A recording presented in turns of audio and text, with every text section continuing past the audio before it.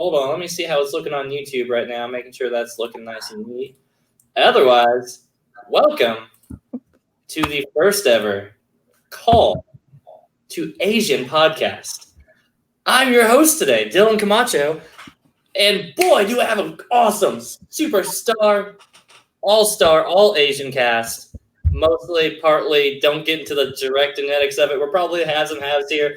I'm full Asian. There's probably one full Asian amongst all of us, at least. I didn't ask Albert ahead of time because I think that's a little rude. But welcome to the show, everybody. Hold on, I got a special thing I want to do real quick. Let me screen share. Okay. Oh yeah, I love this. Welcome, the rising sun of this new wonderful show. We have finally taken over. Yes. Beautiful. It's so beautiful. I know. God, it took so long. I'm tearing up. This is already the best episode of this entire podcast. Yes. I feel like I'm rewatching Titanic. Oh my gosh. Look at it rise, though. That's 4K, baby. I spared no expense. Where is that? I haven't on YouTube somewhere. I don't know. I just saw the video.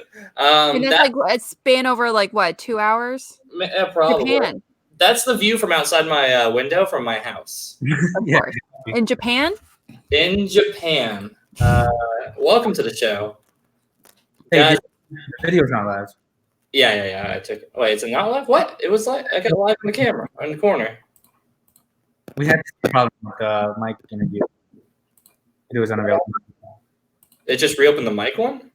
No. When we did the mic interview, the video was not available for a while, and James had to do some stuff to fix Yeah, it. it wasn't available for like 20 minutes, unfortunately, due to some kind of weird glitch. Really? Huh. Yeah, it was kind of funky. Well, I don't know where that puts us then. Is it automatically recording on that one or not? Do you guys know? You know what? Let me go see if I can go ask. Did you post a YouTube link in the group chat? I did not, because the YouTube link it's taking me to says video unavailable. Yeah, this is my first time working with StreamYard's thing, so I couldn't tell you if it's working or not. I'd say, but there's like a view on YouTube towards the top right. Yeah, whenever I click on that, it just takes me to a video unavailable page. But then if I click on, it just says video unavailable. Like there's a thumbnail up on the YouTube page right now, but nothing's popping up. Yeah, James says you just gotta wait. What about Yeah, it's the same in here for me too. Yeah. Huh. Oh, that sucks. Oh man, I is there gotta a copy the show again. It's not possibly? gonna have the same energy. I think it might be the YouTube itself because earlier I tried to upload a video and it wasn't. It was the same thing for like several minutes and suddenly it appeared out of nowhere. So I don't know how to solve that right now. Can you try copying and pasting and the link, and I can try to log in. See if Lucas can try to log on. Sure. The link I'm gonna post it in our Facebook group real quick. Or Facebook Messenger. Yeah, it says video is unavailable. Yep. One Sure it does.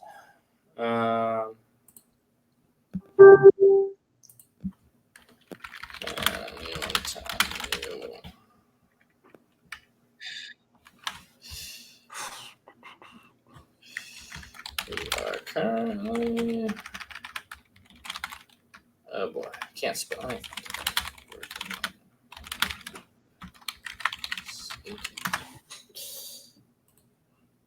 Okay, what do we do with this?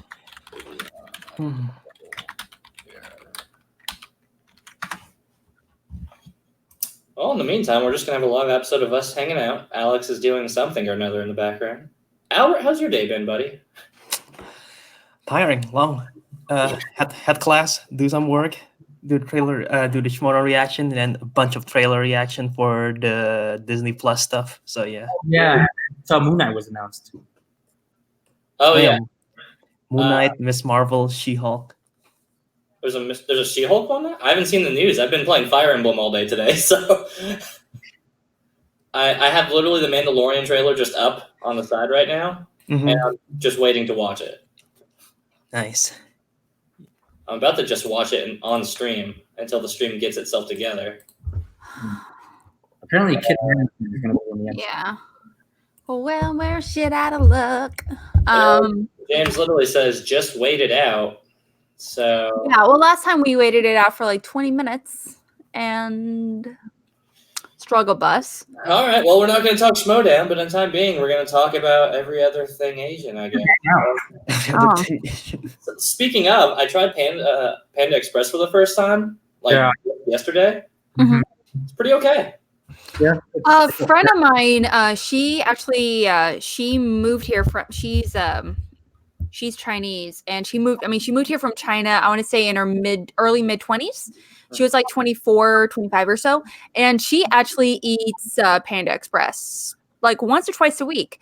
And Lucas and I asked her, and we were like, "Really, you eat Panda Express?" And she and she says yes. She likes it, but when she eats it, she doesn't eat it thinking it's Asian food. She eats it thinking it's American food. Yeah. Because she's like, I mean, the That's fair. flavors or anything like that, it's the same. You know, she doesn't go into it with the mindset, oh, I'm going to eat with the chopsticks. Right. For the full-fledged Asian experience, definitely tasting Chinese. No. Yeah. Our idea of I'd say crab rangoon is the most un-Asian thing ever. Cream cheese regular. I mean, it's cream cheese. Yeah. 'cause Asians don't eat cream cheese. That's not a thing.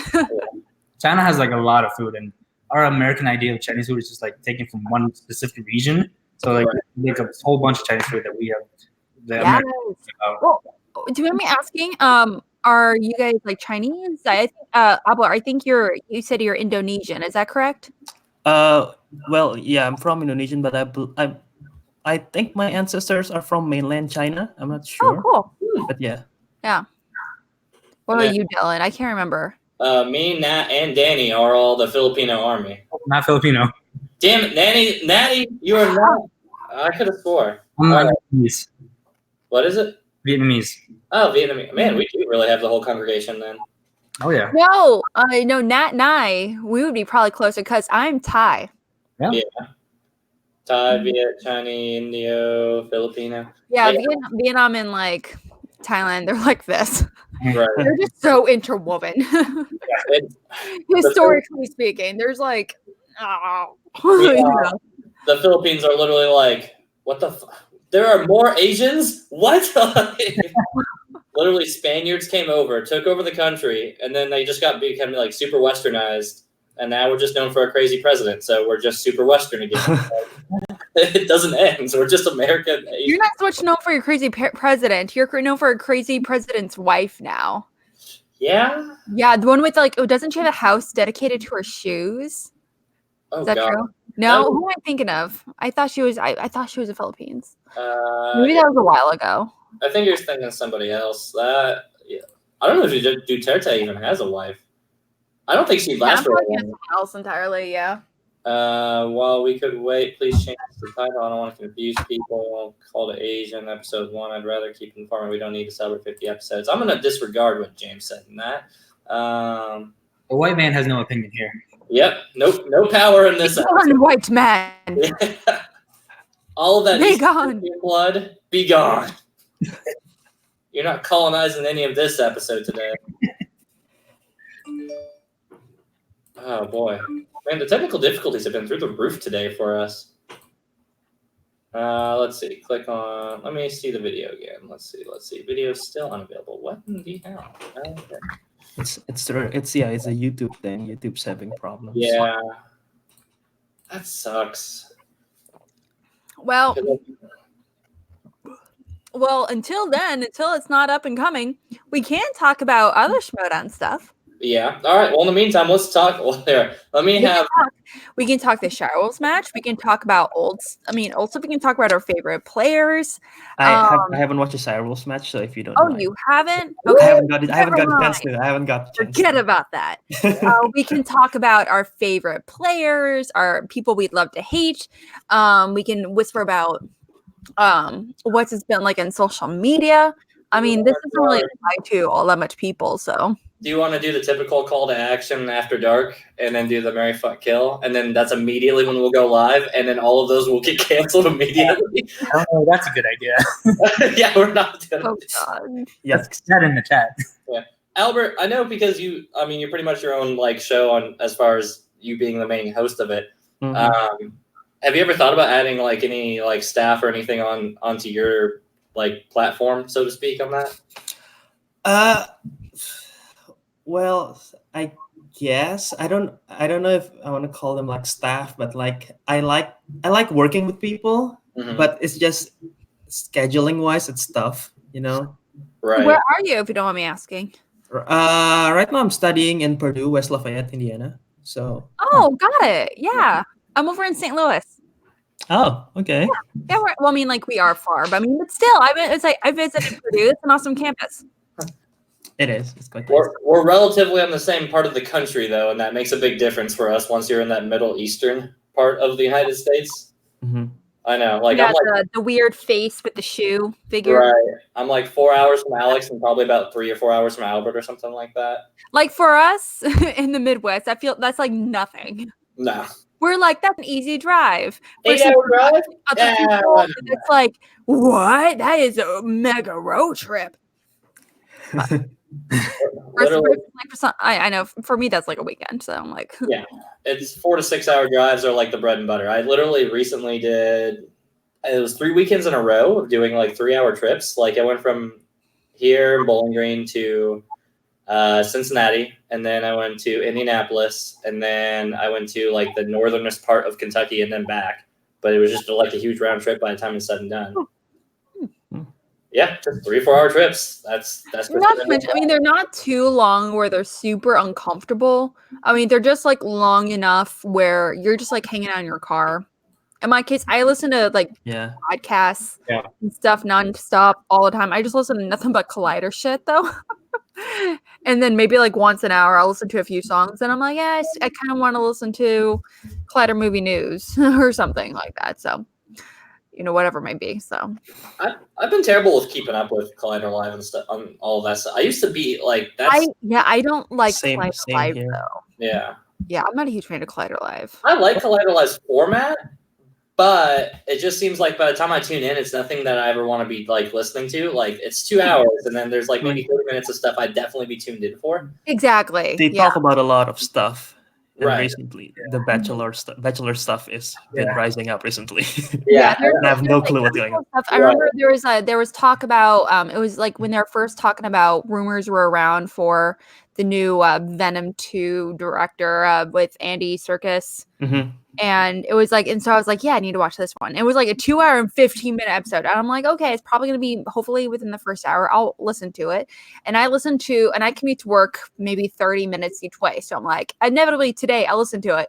It was like by day 3, I was finally able to get to the Venom info.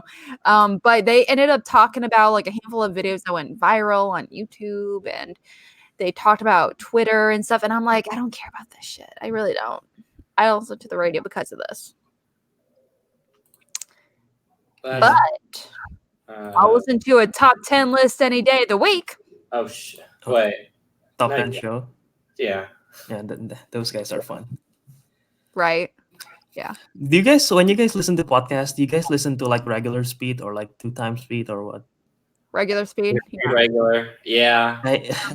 I'm now so used to listening to 2 times speed because I want to listen. I want to get so much. I want to listen to many podcasts, and I have so little time. Like, how can you understand it? I don't know. My mind can understand it, but because of that, sometimes when I'm making video or like hosting for my podcast, I speak way too fast because I don't realize it because I've been used to it. Well, they sound like they're talking about yeah, but I somehow understand it. I somehow understand it for some reason. I guess I'm used to it now. I understand what I just said. Well, you clearly say nothing, so. Okay, I'm gonna say something in a crazy fast voice. Okay, and you need to know what I said. Okay. It's my grandma It's my grandma just visiting for my birthday, and then at the party, then I had some kid with the ice cream, and then she ice cream cake with Oreos. You said something about going to a birthday, and then there is ice cream cake, and then there are Oreos. I forget. Not really the rest. Albert. But 2 times speed podcasts are not that fast, though. Not as fast as you're saying. Hey, we are finally live. Oh boy. Hold on. Let me get everything in order. God, oh boy, they got us with our pants down. We are so live. Oh boy. welcome everybody to our very right in the middle of a conversation. Gosh, man, I had a much better intro on the first time we did this, but this is a call to action show normally, but today we have a very special event. This is the first episode of the Call to Asian podcast with the wonderful cast that I have lined up here today, starting off with our wonderful host, me. Hey, I'm here.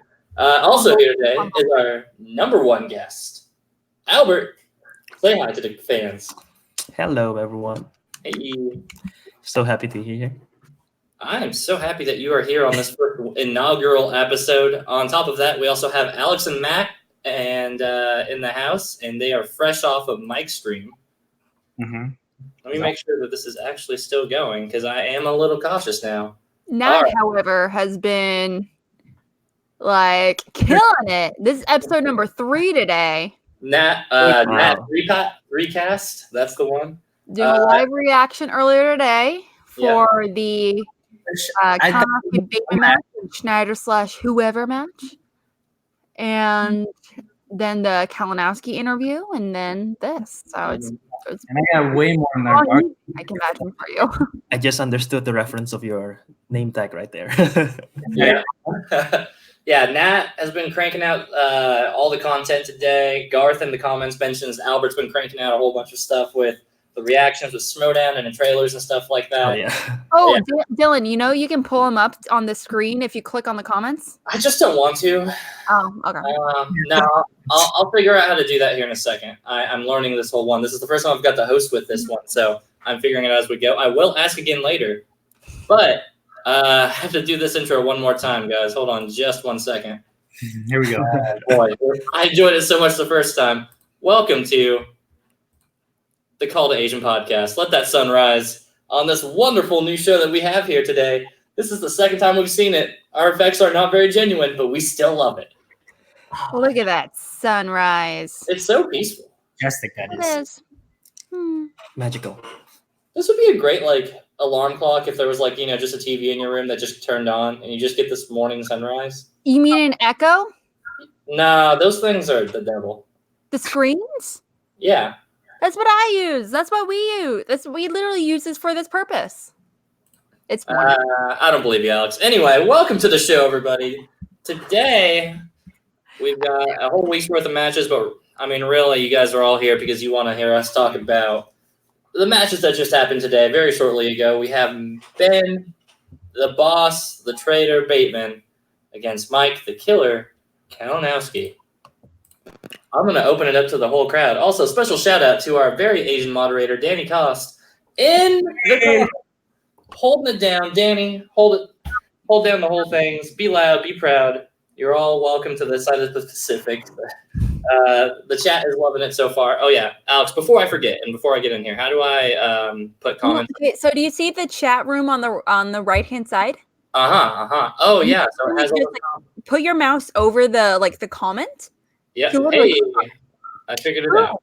And then if you want to remove it, you click on it again. Oh, so we just do. Click on the same comment again. Bam. We got paid. Brandon Hanna in the chat, everybody. Round of applause. Brandon Hanna, not a racist, confirmed.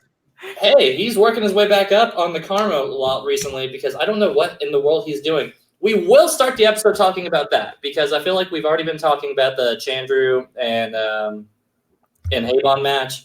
Chandru won. That was great. We love Chandru here at the show. Chandru, 10 out of 10. But we got some post-credit stuff I got to talk about. I've got a whole lot of beef with this. So for those who haven't watched it, what's for dinner? Don't watch the show. We're going to put spoilers in for it. Brandon Hanna has officially signed a contract to be a part of the family. Woo, tinfoil hats on because I am confused. I feel like insert that Jim Halpert gift. What the hell is going on? What's going on? What the fuck? That is the perfect line for that scene right there. Mm-hmm. But is it confirmed though that he is signing a contract to be part of the family, or is he just signing a contract for something else? Something else. It could be something else entirely. It seems a lot like he's signing up for it, but let's just do a tinfoil thing for like 5 minutes on it and just talk theory because I am. Also, What? Dylan, sorry, not to cut you off there. Yeah.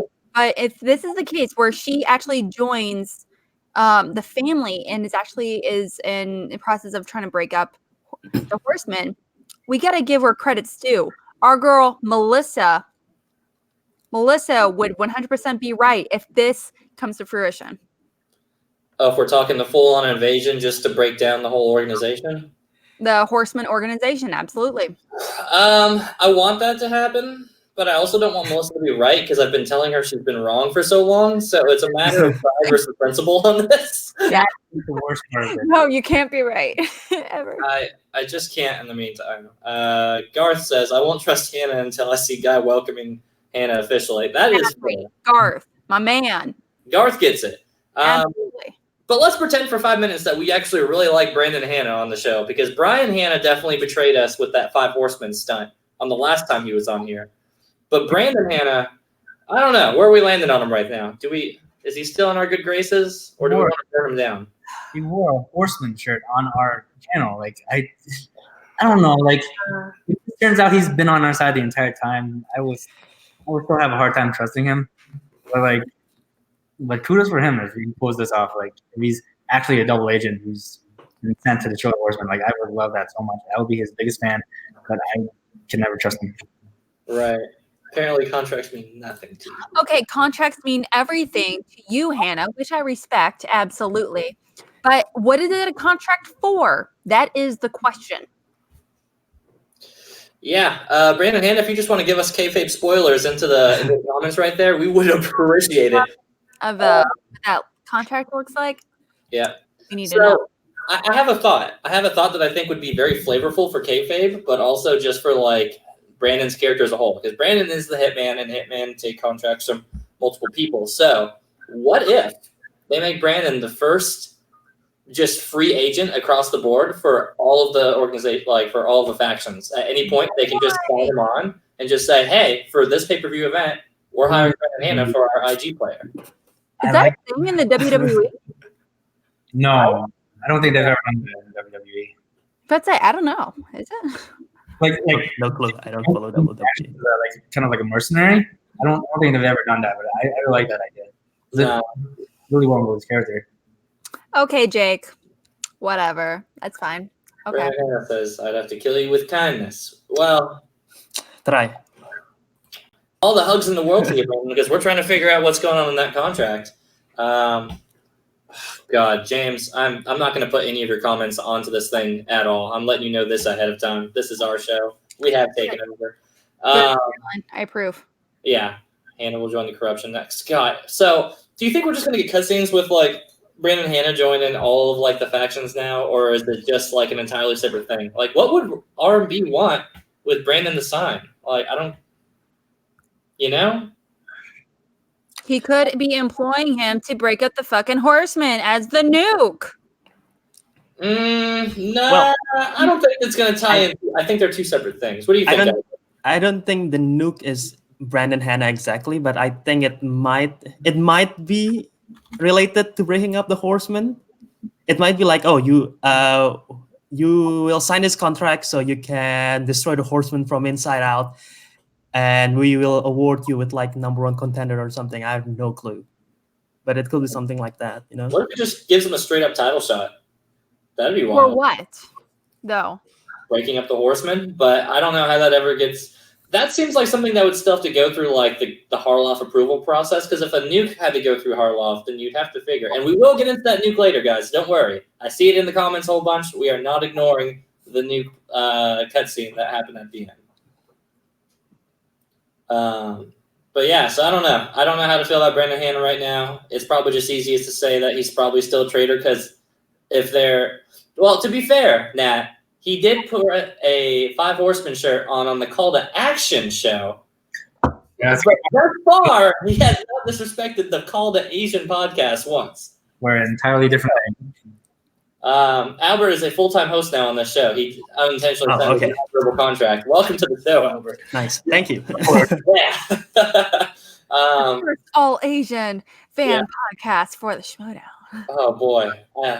I can't wait for Belfort to make the gifts out of this. This is going to be a fun time. But all right, enough about Brandon Hanna. Let's get into the real spicy match that happened today because we've been live for like, I don't know, 10, 15 minutes actually now. Let's get into Ben Bateman against Mike. Guys, I don't know. Nat, Alex, you probably are tired about talking about Kalinowski at this point. Talk about this. Never tired enough. Sorry, I mean, like, scratch that. That's a weird thing to say. No, I am definitely not tired to talk about this. Okay, which is why I'm going to talk about going to ask Albert's opinion right off the bat on Albert. What do you think about the match? It was okay. Out of the two that we get today, I will say this one is the better one. And okay, you guys will probably be disappointed in me because you guys are against Bateman, right? But I was rooting for Bateman in that match. Oh no, Albert. That one was a hard one for me to pick, if I'm being honest. Like Bateman's Because Bateman, out of the two, I'd rather see Bateman. But anyway, it was round one was fine. Round one was fine. I'm anti-Bateman. I can respect the why behind it for sure. Okay. Yeah. To be fair, Bateman was the most closest he's been to his character in a long time with this match with Mike. Like, yeah. He was close to the heel again. Just trash talking. Right. I don't want to say it's out of character, but it's almost going up against Mike was almost triggering him where his heelness was definitely popping out. Do you think it's possible we could be getting our heel Ben back? Ooh. So bad wants to be a heel again. He wants to be a heel again so bad. He came crawling back like this, army style, up to Guy and being like, I need it. I am so sad I'm not heel anymore. I miss action. I need to be part of the family. I miss you guys. We've been having withdrawals for a while, but parents are divorced. That's what. Yeah, I don't know. Here's the thing. I can't say that I was really voting against Ben even still. But man, at this point, I won't lie. I'm slowly coming around to Mikey 3 belts as a concept. Yes. Only because one, Mike's a really nice guy. Like, all things considered, whatever. He's great. But also, I mean, he was having a hell of a run there until the Snyder match. But we're getting ahead of ourselves. Before I start holding up the hype train, Albert, we will constantly keep interrupting. Just tell us to shut up at any point, please. Again. Well, no, I was trying to while you guys were talking, I was trying to remember what they got on the wheel because it wasn't particularly their strength, I believe. Right? He had thrillers, I believe. And Kalinowski got perfect for thrillers. Wait, did he have dramas? No, dramas. Yeah. Mike had dramas, and then Ben had what, coming of age, or? No, oh, you're right. No, that's his second match. Oh yeah, that was better. I remember it was like a huge thing because it wasn't a strength. It wasn't like Ben whipped out that line. I want you to get a perfect second round with James Bond. I want that to be your category and still lose. Sorry, what a great line. That was a good line. Great little comeback there. And Mike Kalinowski, he didn't spin his favorite slice. But he still had a perfect second round. So that was really awesome to see. I believe Mike spun thrillers and Ben Natalie Portman. All right. Okay, so I was. Oh yeah, that's right. Yeah. Mm-hmm. And yeah, so I thought round 2 was okay. Kalinowski had a great round 2. He got a perfect round 2, and then round 3, I was very surprised with Kalinowski pulling off his 3-pointer as well as Ben Bateman's 3-pointer. Mm-hmm. But overall, that match was a really good match, really intense, and the new wheel looks interesting. I'll just say that for now. I do want to talk about that as well. What's our thoughts on the new wheel? Love it? Hate it? I like it. I like that it's not fragile and you can spin it from the pegs. You can spin it from the pegs, yeah. Yeah. Let me spin it from the pegs again, guys. I just want to take some Windex over it because there was clearly some like handprints on it. So I just wanted to be like, can I just wipe it down, please? Mm-hmm. But I mean, it looks real good. Yeah, I think it looks solid. like it looks like you could spin it and it's not gonna like flail off parts of the like wheel anymore. Like because you know the what is it called, the thing at the Yeah. top, like That was very loose. Yeah. Yeah, pretty much. But it looks like it's like called together by tape, like duct tape, and it looks like it's just gonna fly off at any point. If you hit it hard That's what I was enough, thinking. like Kalinowski or Clark has in the past, where they're like, whew, it would just fly off. And they would like halt the entire match. So it's been so long since we've been able to spin from the pegs, though. I just don't know if I'm ready to see pegs being spun again, though. I mean, I'm not used to it. I know. Like it's so foreign to me now. I'm just like, I don't know. Just stop. Just don't do it from the pegs anymore. Leave the wheel alone. Like, so Ben spun from the pegs and he lost. So could that be like a bad luck thing, maybe? Yeah, I think you're on something. It's been taboo for so long. The pegs are cursed. That makes sense. Yep. So that's why Ben took the L, and it has nothing to do with his performance at all. Yeah. 100%. What do you guys think of the first round between Kalinowski and Ben? Just because I know they both have really, really good accuracy ratings. Corruption, I know it's just touched on that Corruption has the highest accuracy rating team-wise, over anyone else in the league. And, Kalinowski is part of that. So he obviously has a really great accuracy rating across the board. And Ben is no flake either. He has a really great accuracy rating as well. So going into first round, I was a little surprised. It wasn't like it wasn't great. It wasn't a great first round. It was kind of weird, to be honest. Ugly first round. It ended up with Ben at 5 and Mike and 3. Right? It was weird. Yeah, it's very. I don't want to say it's uncharacteristic, but I mean it was definitely unusual for both competitors. That's for sure. It was a rough one, and I think so. And to be fair, we haven't seen Ben at the beginning of this season had a lot of matches, and then since Houston, it's been pretty far and few between. So part of that, I think, also might come up to just being a little bit rusty. But Mike, man, those questions were just hitting hard though, because Mike's been playing like 6 matches here recently, so he's been in it. Yeah, I mean, but that being said, it's very different when you're training IG versus singles. You cannot really train for singles. There's just too much. Other training process. Right. Yeah, like Mike just said in our interview, like you can study for intergame because it's limited. Like there's a finite amount of movies you can watch. For like singles and teams, there's like tens of thousands of movies. You can't study for them all. Right. And to Albert's point, like it's really studying for singles is just like, all right, look at the top 250, hope that a lot of those questions are coming from those ones, and just start studying into that, and then whatever, just keep watching movies as they come out. But yeah, those from like 90s and beyond, since like most of the viewers and people that put together the questions are from that age. Right. Like, I think the hardest ones, and those I do tend to see Mike kind of struggling with some of those older questions as well. If we're looking at like classics and stuff like that, I think he's he even admitted those questions are like not his forte, and that he has a chance for that to like know those ones, and those are his strengths. So the Pixar ones that as an older guy, say older, but really just like probably closer to late 20s, early 30s. You're not going to know a lot of like these younger Pixars because you just didn't grow up with them. You either missed the ball or you went back to watch them.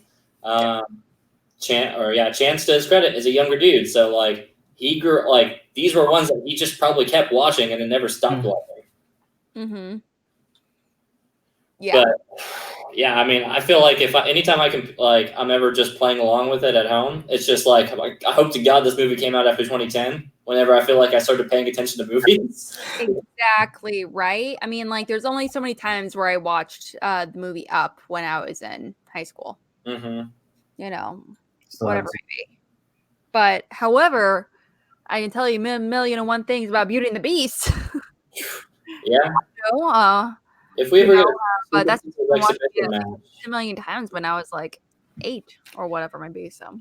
All right. So here's a fun question that I'm just kind of thinking of for you guys. If you had one movie that you could do an exhibition trivia match over against, I don't know, like the whole podcast, or even like movie or like one genre, or Just one. You get one movie. One What film. would be like, Movie. inside and out that you'd be like, put me into a trivia match. I'm gonna crush anybody that goes into it against it. Okay, are we doing this like right now as of right now, or like we have time to prepare? Oh no, like right now. Like you're gonna you got 5 minutes. You get to pick the movie, and then they already just have all the questions lined up. Avengers Endgame. Because I just saw it and I've seen it multiple You're times. solid. It's a good one. I think I have to go with Nat as well. I'll go with Endgame because I've seen that film 6 times now. Yeah. And I know the cast inside and out, so mostly I probably can nail if an Endgame trivia. Yeah, and it's recent, so it's fresh in your mind. Yeah. I would have to say Hannibal. Hmm. That is a mother-daughter movie in my household. Did not expect that answer. I actually read that book with my mom, and then we saw the movie right after. We actually read through the whole Hannibal Lecter book series, and we watched the movies together. But even today, we reference it. My mom would whip out a movie from line from Silence of the Lambs or Hannibal, and she'd be like, "What movie? What happened in that scene?" And I'm like, "This one." James has paid you the biggest compliment he could give you. He says apparently your video drew now. Oh my gosh. That is the biggest compliment I've ever received in my entire life. Yeah, video drew is fantastic. God, Endgame is actually a really good choice, but I think I'd probably have to go with Super Troopers. Oh, it's okay. Oh man, I've watched that movie so many. I could quote that movie inside and out. The hardest one is just to keep up with the actors' names. Yeah, it's just the same Club Lizard group, Yeah. Or whatever it is. I think it's Club Lizard, but yeah, the actors I would struggle with, but I'd roughly know it. But if it's stuck just within exposition and then quotes and stuff like that, 100%. I'm destroying anybody in Super Troopers. I've never seen it. I've heard good things though. Oh my god, it's Same. Never good. seen it. I've heard nothing but good things. Good things. I hear it's really, really funny, but I've also been told it doesn't age well. it's a very type of humor. It's very divisive. I've seen clips, but I've never seen the full film. So if you like that, have you guys seen the movie Beer Fest? no, Yeah. We're from the same guy, so yeah, I've watched a lot of Once those. in a blue moon do I come across anyone that's seen the movie. I love that movie. Beer Fest is good. Monique, Monique, she's in it. She swallows. She dies from drowning in beer. It's so good. Belford, if you're in the chat. Corporate espionage for a recipe of beer. It's wonderful. It's so good. So while we're back onto the movie trivia show, this is our brief commercial breaks while we're talking about the movies on the show. That's fine. This is the Call to Asian show. This is no structure at all. So I don't know. Any last closing thoughts on Mike versus Ben? Mike won. Mikey 3 belt on a roll so far. I mean, you can see my reaction. You can literally see Nat's whole reaction to this episode in a different episode on our other podcast, the Call to Action podcast. Mm-hmm. I know that this logo on the top right is a little confusing, but we don't have our own logo yet. Yes, depending on the popularity of this one. Yeah, that's true. If there's any graphic design people out there that we Call to Asian podcast logo for us, Want to make it for free? just super appreciate it. That'd be great. That'd be dope. Anyway. Oh, also, wait, Nat, where are you at? Nat, hit me with the. There you go. You and I too. Yeah. Okay. Yeah. This way, right? Yeah. Damn. Yeah. All right. Wait. Top down. Top down. How's that gonna work? Asians assemble. All Wow. right. Give it a try. This is sad. It really is. Jake, I totally believe that you'll put up something sweet coming up in the near future. You made something about really amazing work, so Garth, throw it in there also. You know what? There's no shortage. We will have a new one every single episode for everyone we do. Garth is a graphic Logo artist. challenge every week. artist. Oh, that's so cool. That's neat. Yeah. That's always neat or something like that. But anyway, right back onto the show. So, right after Mike gets his victory against Ben, he gets all of about 5 seconds to celebrate before the true king, Robert Meyer Burnett, graces us with his presence. And I love how it just says literally, all right, I'm gonna kick everybody out if I get booed again, and then you just hear like just all claps of approval, like they just know they had to. That was so good. And then he comes on in. Hold on, we got our number one fan of the show, Lucas. So this is the Lucas, my husband. That is Alex's husband and friend of the show. I swear. Speaking of the whitest thing you've ever seen, Lucas, let's talk about Snyder versus Kalinowski. Nice transition. Yeah, that's why I get paid the big dollars. That's why I get to host. Yeah. So, Nat, we're getting paid? Like, Do we get paid? Where are my checks gone? Mm-hmm. So he starts and just says, nope, we're doing the match now. Now or never. Let's do it. Did anybody else lose their shit? Nat, we probably can see your reaction to that. Yeah. So we'll just link your stuff later. Albert, Mac, how do we feel whenever we knew we were getting in a doubleheader immediately? I was a little scared, to be honest. Because from what I remember, because if we have two matches back to back, that usually means that they're short matches, and that sometimes can mean that they're very quick matches, like TKOs, essentially right out the gate, early in third round, essentially. But correct me if I'm wrong, but so like I was a little nervous personally, when I realized that winner of the first match would automatically in the same day be going up against Snyder. So I going into it, I definitely thought it was gonna be one of those things where we're gonna see fatigue. Like we're just gonna see Mike be burnt out going into the Snyder match because he already looked pretty tired to begin with the Ben match. He already looked like he was just like beat. And I can't blame him because, again, he's been playing like 100 matches recently, and it's all been high level, high stake. Mm-hmm. Yeah. But, yeah, I mean, going in, my first thought was just like, man, I don't know. Snyder's about to clean up just because, like, Mike's just going to be spent. But I'll be damned if Mike didn't go in there and it was just like, nope, full throttle, let's do this. He hung the entire time. Yeah, we said this in our reaction, but I actually thought that it might have helped him because he was already in that mindset. Right. But I mean, I guess it could go both ways, where you're exhausted and you just came out of a grueling match and everything. You had to do another one right away. But yeah, I don't know. It could go either way. But yeah, when Robert My Burnett came out, I had mixed feelings because I will follow that man anywhere. Like that's my captain. But I do not agree with that call. Like, yeah. Nat, Mikey Three Belts fan Nat doesn't agree with Mike playing more. What? You got another match for free? No. Give it like a week or two. Give it a week or two. Yeah, that announcement by Robert My Burnett took me by surprise, and you can see my reaction as well since it's already up. And well, it is definitely very unexpected. And no, this is not a Horseman's shirt. This is shirt. But I say, is it? Is that a new one?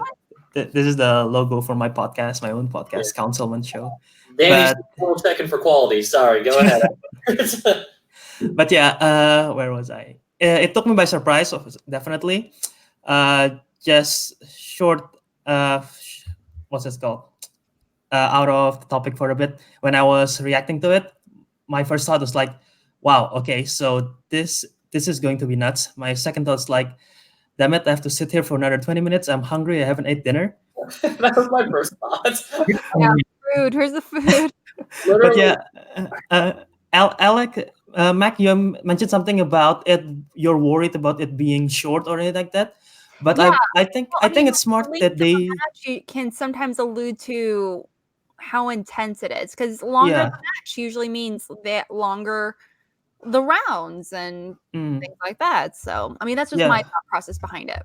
Like once a video is uploaded, you can see the runtime and you can probably tell. But it's sort of smart that they do Premiere. That way, you cannot really tell how long it is. Yes, true. So that's sort of an advantage for them. Mm-hmm. And regarding what Nat says, if like after back-to-back games, the mindset and everything, For me personally, since I do have sports background, and I've played like basketball tournaments and stuff, and usually more times than others, after like winning a game and I have to play another game, usually my mindset is like, okay, we're on a roll, it's a momentum, let's get going for the second one. So sometimes it can be fatigue, but for the most times mentally you're like, okay, let's keep going for this. Right. And I would agree with that. I think, and it might be a personal preference thing, because I think some people they need that time to recharge, but others, if you're in the heat on it, I'll take a moment to humble brag on my other hobby that I don't do any podcasting about, but I play Final Fantasy trading card game at a pretty high level in tournament stuff. I will show 2 trophies later, because I do love using this as just as a random podcast for that. But it is one of those things where it's like, I went to a tournament recently and I was playing for like 5 or 6 hours straight. And at that point, it's just like, if I ever stopped for like 5 minutes, I would just die. Like, if I took a minute away from it and then I was just like, okay, let's go get lunch or something, then I would just be completely out of that mindset. I'm totally switched gears at that point, and then going back into it is so hard. So I'd rather. But did you have like your wife like feed you food? God no, my like wife food feed you like while you're playing? Like, I don't know. Final Fantasy as a trading card game. Yes, it does, Kevin Moreno. As a matter of fact, and I will plug it later in this episode. But yeah, way more Asian. I know you wanted to call the Asian podcast. We play the Final Fantasy trading card game here, and here is literally like a whole box. Like, actually, it's by the way, it's black cherry. By the way, not raspberry. Also sponsored by White Claw, the only drink for Asians. Let me just go get my lychee fruit and my matcha candies. Oh boy! All right, so this is. There's borderline tasteful, and we are just slowly tiptoeing over it on occasion. So, getting back onto the show. Speaking of with men without taste, so Snyder was in there today. That match I think I want to get to the part where we already know where it's kind of going with Mike. So it's a close match all the way through. They have pretty okay round ones. Round 2, the Snyder does all right. Mike does all right. Kind of some drops, no perfects. We get into round 3, and Mike, I think, and this is maybe where the momentum maybe hurt him, is that he got too locked in, too juiced, and he got ahead of himself because he gave himself essentially a "don't tell Peter" moment, Flash Gordon stuff. So when you hear that and you hear Snyder calling immediately, because you know that Snyder's going to sit there and say, nope. What's the question? What's the like that? He waits for those moments, because that is like absolute Snyder to be sitting there and getting into people's heads. Did we think that the match was just done at that point, or we were guys are like, maybe Snyder misses his 5? Let's see. I didn't think it was done, but I had lost a lot of hope at that moment, because like that is I love Mike. That's a rookie mistake, and you can't make mistakes, especially when you're facing Snyder, because he's gonna jump on that. And it matches with this momentum too. So, well, just to follow up on that, Snyder kept he would say his answers right after Kalinowski would say the wrong answer. Mm-hmm. And it for example, one of the questions was who played the caregiver of Philip in the movie The Upside, released last year or whatever it was, and the answer was Kevin Hart. And not even 2 seconds after Kalinowski said Kevin Hart, he said Snyder said Bryan Cranston. He was wrong, so he needs to check himself. Mm-hmm. Yeah, there was a handful of times because he did that very consistently during the second and third rounds. There was some where he was right. He did make several steals, but there were some where he was wrong, and so he just needs to kind of hone that in. I understand that's not his personality, though. Right. I mean, he's playing himself. He's not playing a character like Kalinowski is. I mean, even Mike just said on our, if you're just coming, speaking of doing the full gauntlet, if you're just coming from a previous hour of our Mike interview, Mike even said himself in the interview, he said, some people are playing a character, but, you got a couple of people who are pretty genuine. Snyder is just Snyder. And literally, I'm watching for Nat and Alex's reactions, because I know that we've talked at length before. Snyder's a total dick. And I say that in like the most respectful way I can to Snyder. Like that's who he is. More power to him. But literally, as like Kalinowski was saying, he was like, "Oh, you know, Snyder is just being Snyder." I'm just like, "Yeah, you don't say." Yeah, he is who he is. He's a heel in real life, and he doesn't. I don't feel like he's a heel. Hey, thank you, Jake. Your birthday, Dylan? Yeah, surprise, guys! It's also my birthday podcast. It's early. Happy birthday, Dylan. Thank you, everybody. With no prompts at all from the Call to Action podcast. Thank you, Call to Action. Oh god, I love our partners in crimes. I'm not running that account. But yeah, I got a birthday in 2 days. I have a birthday party tomorrow, so that's why I'm podcasting all night tonight because I'm going to be not functioning for the next couple days on this weekend. That's smart. Yep. You can also wish me happy birthday on the Facebook page on the Movie Trivia Schmodown. What you do is you type hashtag Schmodown Nashville. That's the best sort of birthday gift you guys can get me. Flood the whole gates. You know how that works. Anyway, that's enough plug for that. So Snyder's a dick. Snyder's not necessarily a heel because I mean he's been playing it nice for most of the season with The Odd Couple until I would say since Chicago, Yeah. like a lot more. Yeah. I don't think he's so much a dick. Honestly, I think he's just aggressively. He's just aggressive. When he thinks he's right, he will say he's very stubborn. He will go to the grave. He's like he's right, and he'll shove it in your face that he's right, and he'll convince you that he's right. But if he's wrong, he will admit that he's wrong. Yeah. Mm-hmm. I've heard him on movie news. I've heard him on his podcast, on the Snyder Cut and everything. And when he's wrong, he corrects himself. And so he corrects himself really quick, and he will tell him very outright, yes, I was wrong, and X, Y, and Z told me that, so they corrected me. So thank you. Yeah. I mean, but when he's correct, you don't want to be in the other side of that argument with him. With it. So I don't feel like he's a dick about it personally. But maybe because I'm surrounded by a bunch of people like that. Who knows that? Yeah. I mean, I'm still going to say he's a dick. Like, that's just me. And I don't really mean that as an insult. Like, I'm a dick a lot of the time too, but I'm not like Snyder level dicks. Like, if somebody's wrong and I know I'm right, I usually just be like, look it up or something. Snyder's kind of guy who's like, if I'm wrong and he knows he's right, he's like, no, we're not leaving until you admit that you're wrong, you idiot. There is at least that bit of a difference. It's an all spectrum, guys. It's the spectrum of dick. That's a weird. I mean, he takes it in stride. He definitely does. I mean, he doesn't hide that about himself. I mean, he's not a performer. He is. I mean, his natural self is a performer, but he doesn't put on this character version of himself. He doesn't lie about his character for Schmodown. Like a lot of other characters, they kind of consider it a completely separate entity from who they are actually as people. Right. It's not. It's just maybe a slightly exaggerated form of themselves. Yeah. I do think Video Drew is authentically Video Drew after interviewing her, though. I think she actually plays herself down for like her character. It's absurd. Yeah.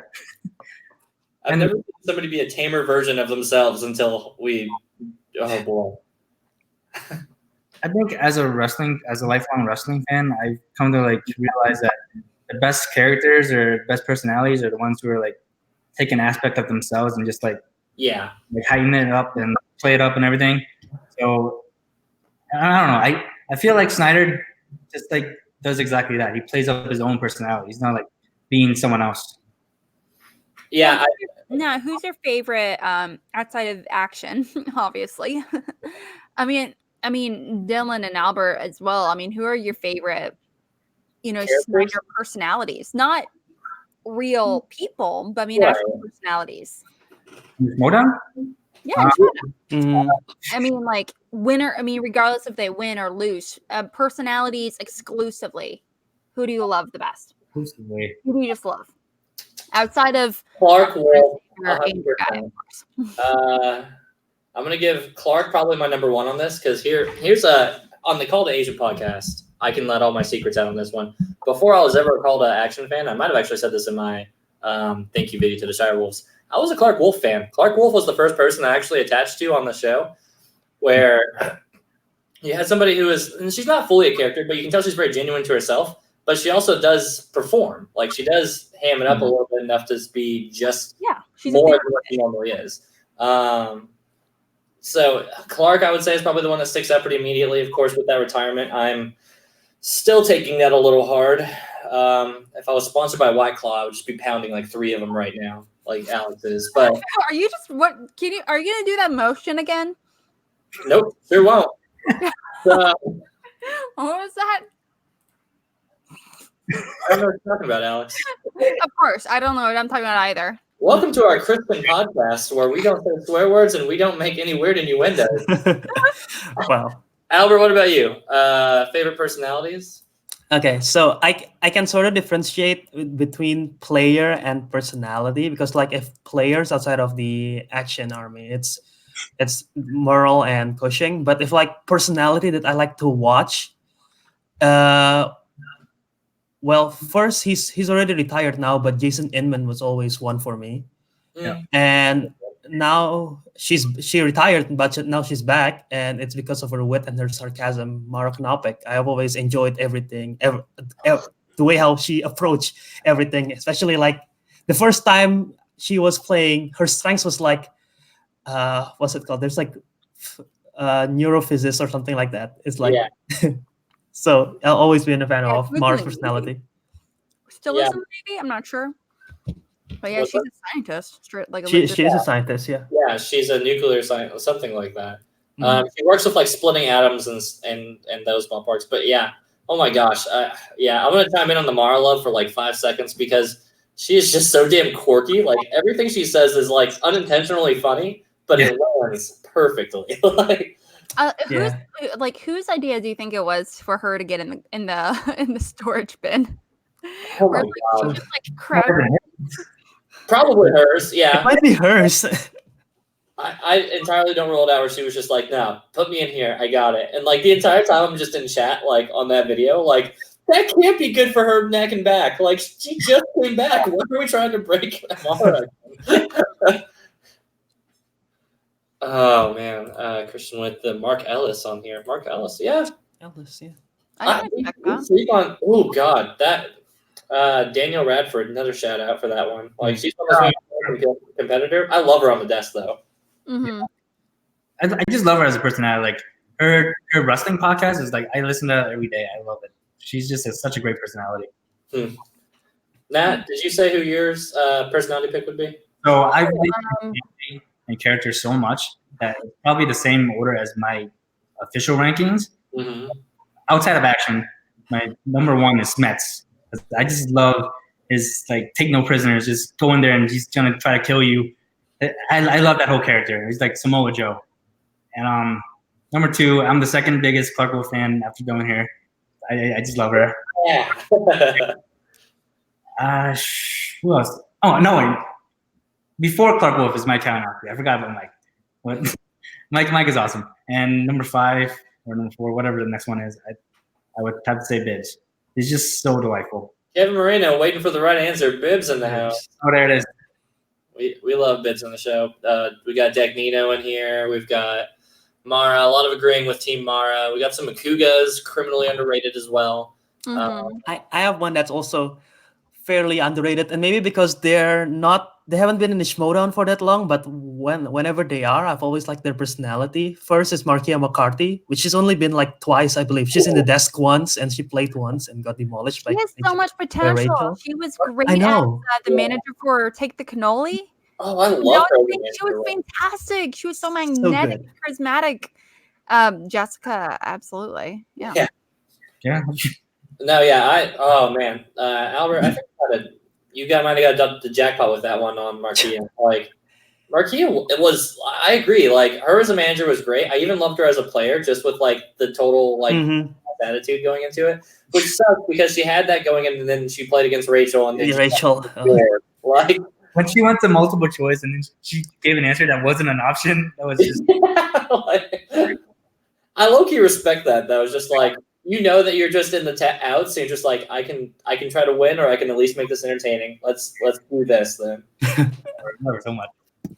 But anyway, kind of going off track. So we were talking about Snyder and Mike, but you can tell that there's not a lot to say. Snyder won.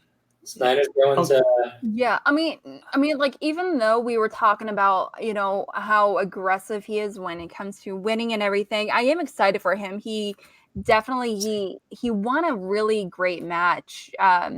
Again, I mean, versus the Kalinowski Bateman match, it was kind of a weird match a little bit because it felt very clear that like even in the first round they weren't on their game essentially. However, I'm excited for that, Jake. However, in this match, Snyder versus Kalinowski, it was definitely they were both like primed, ready to go, and so when Snyder won, I was definitely much more excited for him to actually win for sure. I mean, not to say like I'm pissed off that Kalinowski is, would win or lose or anything, but I mean, like if you're gonna lose a match, you definitely want to lose a match when you played well, essentially. Mhm. I felt like he played well. He really did. Yeah. So. I think other than Mike's big mistake on the 3-pointer and getting ahead of himself, like he played as well as he could. Yeah, and Yeah. Kalinowski, he didn't pay attention to the question essentially, Love changer. It's very well, but I mean, like, those things happen to the best of us. So I'm sure hopefully it will be a great learning experience. But I agree, Chandru is becoming a fan favorite, especially here at the Call to Asian podcast. We need more Call to Asian competitors. That's what we need. Yeah. We do need more Call to Asian competitors. How do we get? Can we just start? Is Chandru the only one? Chandru, we need some Asian competitor interviews in here. Yeah, Andrew. I'm sure he would I'm sure he would love to do it. Yeah, Andrew. Oh my God, can we get Mama Sue on? Mama Sue. Mama Sue. Drew. I can't remember. Is Ethan? Ethan just looks like. Isn't he next? He might be. No. I want to ask because he's just like he's me, but really good at movie trivia. Yeah, and more handsome. His haircut's always way better than mine. Like this is the $20 haircut version of what Ethan Irwin gets. Well, Ethan is pretty badass. I'm not gonna lie. That's a fact. Not gonna lie. I cannot wait. If you cheer for okay, Hannah, calm your shit. We don't. Sorry. Oh, Greg Alba is on the winning team. Yeah, I was thinking about that. I wasn't sure. It's called the Asian. It's a little bit different. Called a half Asian mostly. Here, brother. Yeah, we'll split fingers on who's that one. You looks like something. Yeah, and also, Brandon Hannah, don't come in here talking about traitors shit whenever you came on to the Call to Action podcast and wore a 5 Horsemen shirt. If I could ban people, I still wouldn't ban you. I really think you're a great guy, Hannah. Like, as I start out, that was quite a lovely little surprise when you jumped on the reaction video with Chandru, Billy, and Paul and I. That was a delight. Little Brandon Hannah there. Christian Jacobs, I'm half Asian, half Caucasian. Christian, what's the Asian half? Come join us on the show. We're all wondering what our Asian halves are. But all right, so I do want to keep us time efficient. So before we start to wrap up and I start doing plugs and all these great stuff, we do have the nuke to talk about, guys. Let's get tinfoily again one more time for that's a shout out to our honorary Asian, Danielle, on the Call to Action podcast. You can catch Danielle on that show. But what do we think's in the nuke, guys? I saw some people in the chat saying, what if they make all the records go back to 0-0? Wow. Yeah, and they confirmed that wasn't it in the thing. So shooting that one down immediately. That's too crazy, I feel. But what would it look like? Let's explore that for a minute. What would it look like if all the records went 0-0 again? A lot of people would be pissed. That's what. Yeah. So I mean, like that's true. How, like what Christian mentioned at the very end. Oh, that's gonna upset the fans and it's gonna upset the competitors. If that were to happen, that would definitely check both boxes. But yeah, Playing field, especially when we have we're in a Schmodown world right now where a lot of these baby competitors are hitting the ground running and they're fierce and they're on top of it. They started out joining the Schmodown knowing what it is, watching all these matches, versus a lot of these older competitors, the alumni competitors essentially didn't have that luxury. Right. So they played matches that were significantly easier. Well, I don't want to say that if they wanted a belt or something like 5 years ago, like, whatever, that's still something. But at the same time, you can't put like an Ellis, a 2015 Ellis up against a Smets. I mean, yeah. That's a fact. That's the way it is. The whole league is leveled up to the point now where it's like any of these old records mean so much less now, because when they were competing, it was them on like 3 other competitors. Dagnino was ranked number 1 for a while. That speaks volumes. That's true. Yeah. Sorry mentions in the comments. Didn't I was I was about to say that. I was like, it might involve directly to direct competitors, because it's like she will be mad, he will be mad. So I was thinking, who could be impacted? Like the big female personality in Ishimoto right now, since Sharewolves are out, it's like Roxy, but there's no way Roxy, because Burnett showed the nuke to Roxy. So we're getting Mara back 1. So sorry, we're getting Mara back. So so it's Mara, and then okay, I'm blanking right now. There's no Jen. Jen is not gonna get affected. Yeah, no, I agree. I mean, there is definitely a shortage of female competitors. Absolutely. A lot of the female personalities in Schmodown, they're not competitors, they're managers. There's Roxy, there's Grace, there's Jennifer. So if it's a competitor, then it might be affecting Mara. Bradford, which is. Oh, sorry, I apologize, Nat. I actually think the she and the he that he's referring to is Emma and Sam, the commissioners. Oh.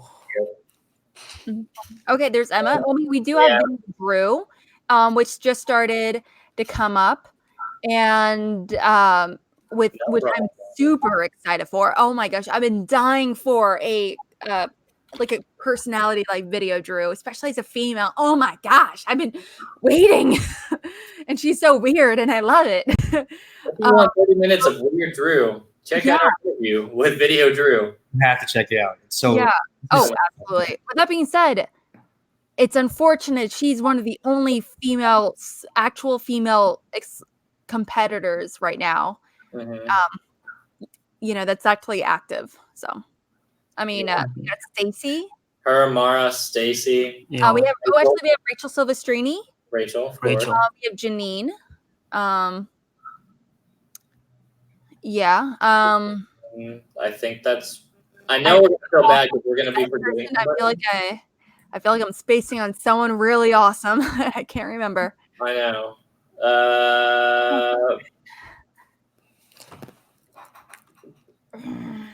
Well, that's it for the show. No, Liz Shannon Miller. There we go. There's the other one. Danny. Liz Shannon Miller. Yeah. Miller. We don't. Okay, those are all like really great personalities. They're amazing, kick-ass, super knowledgeable women.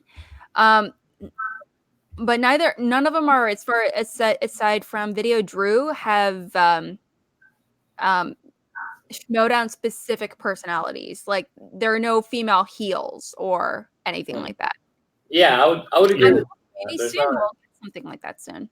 Yeah, we don't have a very stereotypical Well, I mean, Janine is very much is probably the closest thing we have to full on personality for a female character. She is very much a heel in her way. She's a badass. Right, but that's the thing. It's not heel in the same sense, and I wouldn't say she's not a heel, but it's very much I think that's authentically Janine's just if I'm going to be Janine with attitude today, that's how she goes in. Which again totally works for her. Love Janine here at the show. Stacy is a heel. Yeah, Stacy nowadays, everything she has is very much like Mean Girls, sassy Stacy. I love it. So what if they did this, guys? What if we get? So I know this was mentioned at one point. I really like the idea of this. Is that they'd mentioned different, and Harloff said they're a whiles off from doing this, so it probably won't be this. But what if we had different divisions, not just like Intergeekdom and stuff like that, but we have like heavyweights and then like middleweight or something. So if we have, how for in it's pretty clear the top 5 or so players is Smets, Kalinowski, Mara. I don't know. I even put Chandru and Hannah into those ones, roughly speaking. But like these are all like the top echelon. These are a heavyweight division, and below that is like all the other IG competitors, and you have to work your way to the top. What if they had separate titles than that, or they just say, "Hey, you have to be a top 1 competitor before you work your way up to the next division"? What do you like a rookie? Like a rookie league? So not even maybe I don't know whatever they would call it. Like in the WWE, there's like the main title, which is like the WWE title, and the Universal title, and there's the mid card title, which is the United States title and the Intercontinental title. So I think what Dylan's trying to say is like they could have like a division for people who are like a certain tier. Like they're not like the world championship tier. They're like just somewhere in the middle. So it would be the difference of, Alex, for you, for not watching wrestling, and I know you're having a hard time conceptualizing it. Think of it this way. In UFC, they have like, think of heavyweights. You think of these big, huge monsters. I got that. It's So now compare it into Schmodown, where we have, so even just looking at teams, remember how we said there's like 10 teams that are all like championship level right now, but then there are the same 5 or 6 teams that are just used to get beat up to help their records. Like we have the Brain, Wildberries. Yep. Wildberries. All these teams are great in their own regards, but when paired up against one of these like 10 other teams who are on like championship level, they're just sitting there matching them up so they get a better record to play the other teams. Time Machine, I'm going to put in that category as well. They're only 1-0, but I mean, Ethan Irwin and Janine is a powerhouse. Seriously, what the heck? Why aren't they having another match like right now? That's might be scheduling. Yeah, I need a Time Machine match. They're on my fantasy roster, and I need. I have Time Machine and Ethan Irwin on my fantasy team. I have the Family and Time Machine. Family and Founding Fathers, and man, that is not paying off for me. Founding Fathers has really been taking the L's these seasons. Oh yeah. There would be too many teams. You're probably right, Christian. I'm gonna go ahead and put that one. I'm surprised you drafted such a horrible team. It wasn't by choice. Literally, it was the next top ranked team, and it was either that or like Wildberries or Scream Queens or something like that. I'm like, maybe they'll just win me some points, and they can't even do that right, guys. Fuck me. Like that's what I get for having Founding Fathers on mine. I mean, they still have title shots, so Yeah, I know they still have a title shot whenever they want to, so maybe they just might steal some points from me at the end. Garth says only stupid answers are just a sacrifice. Aww. But there's what? A win is a win. That's what I want. Yep. That's what I need. I'm like in 4th place out of 5. I'm in desperate. I'm gonna need those points. That's fair. But all right. I don't care about actually getting the belt. I just care about getting the points. So let's start to wrap up here a little bit then and say any closing thoughts on what we think the nuke is, any closing thoughts on the match overall. I'll pass it over to Albert first because he is, of course, our wonderful guest host for today. So yeah, the nuke still raised lots of questions, and if I really don't think they're gonna reset the records once again. I don't know about the splitting into the heavyweights and lower class weights, but I think it will directly affect, since you pointed out, I think it will directly affect Sam and Emma in a way. I don't know how, but it might. I don't know. Maybe it will reduce their responsibilities significantly, Emma and Sam, and that's why Harloff is saying, "Oh, they will not be happy about this." But I really don't know what literally it's gonna happen. Right. It'd be interesting to see. Mm-hmm. Alex, any closing thoughts or anything following up on that? It's Mac Daddy. I have Sorry. Mac Daddy.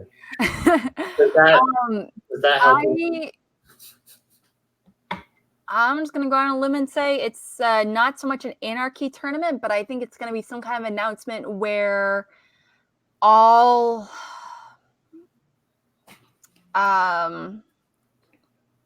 factions are broken up. Ooh. If you're in corruption, sucks to be you. You're not going to be in corruption anymore. You're going to switch over to the excuse me. You're going to be over with the wild berries for a hot minute for whatever.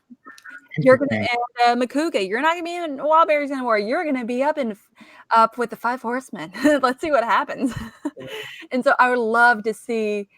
Can you imagine John Roca with Makuga? Oh, that would be the best. But it would be really funny to see like opposites come together like that. I know it would never happen, but a girl can dream. That's fair. Nat, what about you? Okay, so during our reaction before the theme were between him and Christian, I think it was Billy Belford who brought up that it might be a brand split. I think that could be really interesting. But now I don't know what it is, because he said that it's gonna piss off the competitors, it's gonna piss off the fans. And what could be drastic enough to piss off the fans? I don't know. Like, I got one for you, Nat. Go ahead. What's drastic enough to piss off a chunk of the Schmodown League and the fans? Mm-hmm. Not all the fans, just all the fans not going to hashtag Schmodown Nashville. The nuke inside the envelope says we are getting the event. Albert's going to be there. Alex is going to be there. Nat might not be there. I'll definitely be there. Schmodown Nashville is happening. That's the nuke waiting in there.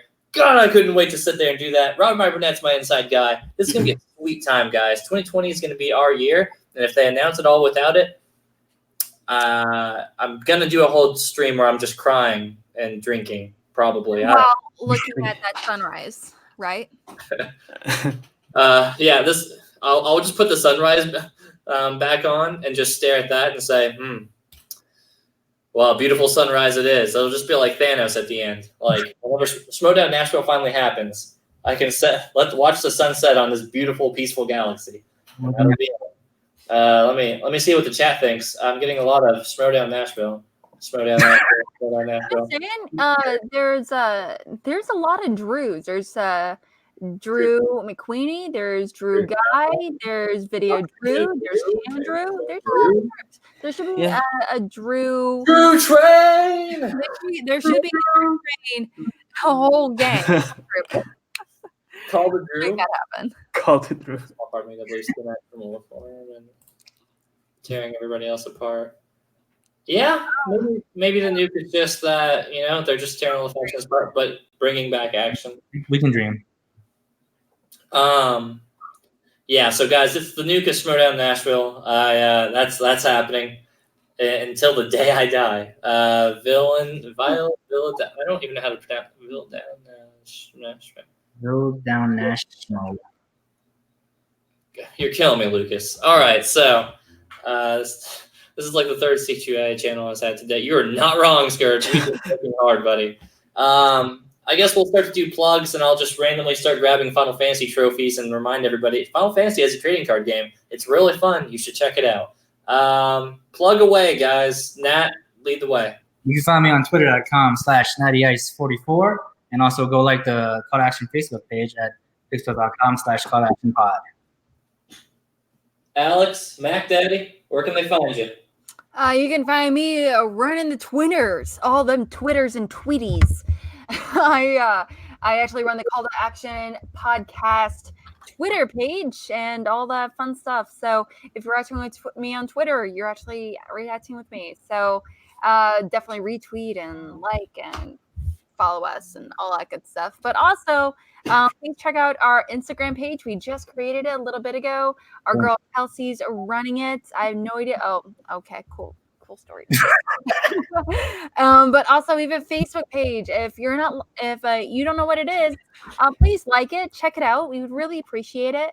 And because we have a lot of stuff we have coming up before the end of the year, and we just really want to make a name for ourselves as the unofficial Schmodown fan podcast. Now we'll inevitably win the fan podcast awards in January. Yep, not wrong there. Albert may have some differing opinions on that, though, since he is Oh my pretty god. strictly competition. But Albert, don't worry, buddy. If we win at the Call to Action podcast, we win for all of us. And I will just cite us as a Call to Asian podcast and bring you up there anyway. So it's all a win. Honorary winner. Yep. Albert, all the plugs in the world, buddy. You got a lot. Hit us with it. Okay. Well, yeah, you can follow me on Twitter and Instagram at JAMuradharma, and you can check out my YouTube channel at Jaw Movies. I already uploaded my reaction to Bateman versus Kalinowski and Snyder up in my channel. Also up in my channel, I have uploaded the trailer for The Mandalorian, my trailer reaction for Mandalorian for the Lady and the Tramp, which was interesting. Noel, which is the Anakin. The trailer's already out. The teaser. It's out. I believe they released 4 today from Disney Plus. So I did for Noel, which is the Anna Kendrick Christmas film, Lady and the Tramp, Mandalorian, and also that Jeff Goldblum. I forget the exact title. This is Jeff Goldblum National Geographic series, which it's probably my favorite trailer of the day. Of the day, not of the week, the month. Well, just a lot today. There's a lot of stuff. And yeah, one more thing, you guys can check out my podcast at the Councilman Show. It's available on my channel, or you can find it on Apple and Spotify and everywhere else as well. Yes, everybody, check out Albert's stuff. Albert is absolutely stellar. Same thing with any of the other commentators, and everybody says competition, really. But at the end of the day, and I think especially so after the Shirewolves thing, seeing all of us reactors get together and make just separate clips and make it and Eric over at Nerd Chronic putting us all together to make this sweet footage thing. Seeing all of us together, man, we're a big dysfunctional family here as reactors in this community. So no bad blood except for a couple of people. That's not true. We got some bad blood, but that's just called action. But Albert, we love you over here. Definitely go check out his channel. Love you guys too. Oh yeah, you can of course catch me at the Call to Action and now the Call to Asian podcast, hosted by Call to Action. Occasionally we will do. Firstly, actually, comments. What did we think of the first episode of Call to Asian? Let me know in the comments over here. I will plug them up while I'm doing my plugs right now. But yeah, you can catch me here. You can catch me on the Facebook page at this name right at there. I might add you. I might not. I don't know. Depends on my mood. You can always catch me on Twitter at CAMACH Octopus. I'm not super active, but occasionally I'll get some conversations that spark my interest. And then I'll do that. You can follow me on Instagram if you can find me. I don't really use it. There's not really a lot of purpose there. But otherwise, that's mostly it. That was our show. I want to thank Mac Daddy herself coming onto the show. No spoilers this time. Sorry if you caught 2 or 3 minutes of the last episode. We aren't talking about that. Natty 3 shows. Man, you've been crushing it today. You've done what I did during the collision, so I know you're ready to go to bed now. You're beat. I need to lay down right now. Albert, man, you've been grinding it out as well, man. You've been putting out a whole bunch of content today. But like you said, you're a momentum dude, so maybe it's just easier to keep on going through. All right, the reviews are in. Garth says this was fun. Today's again. If not, please let us know. Did it suck? Was it amazing? Was it the best thing you've ever seen in your entire life on YouTube? Has this been your favorite episode of the Call to Asian podcast? It has to be. It's our only episode. It may be. Alternatively, should we never ever do it again? Is this a complete failure? We need your opinions. The white man's gonna shut us down. Albert himself says 5 stars. He loved it. This is no bias at all. No bias at all. Yeah. Robert says he's still editing Spontaneous Reactions. Thank you, Robert, for the positive compliments. Danny Cost says, thoughts on Lizzie McGuire and HSM sequels. We're not here to talk about that. So anyway. I'm sorry. I feel nothing about either one of those. Neither of those. Danny wants me to say Asians Assemble. Can I get an A up in here? Here's a sign language A, everybody. Can I get a fist with a thumb right here, guys? This is the Asians Assemble. Either. Doesn't matter. I thought this was A. Never mind. Oh boy, this has been an I don't awesome show. Thank you all. Have a great weekend. Wish Dylan Camacho happy birthday early. Smash hashtag Smowdown Nashville. Throw it all over the Facebook page for me. Love y'all. Have a great weekend. Good night. Bye. You're still live. Keeps going.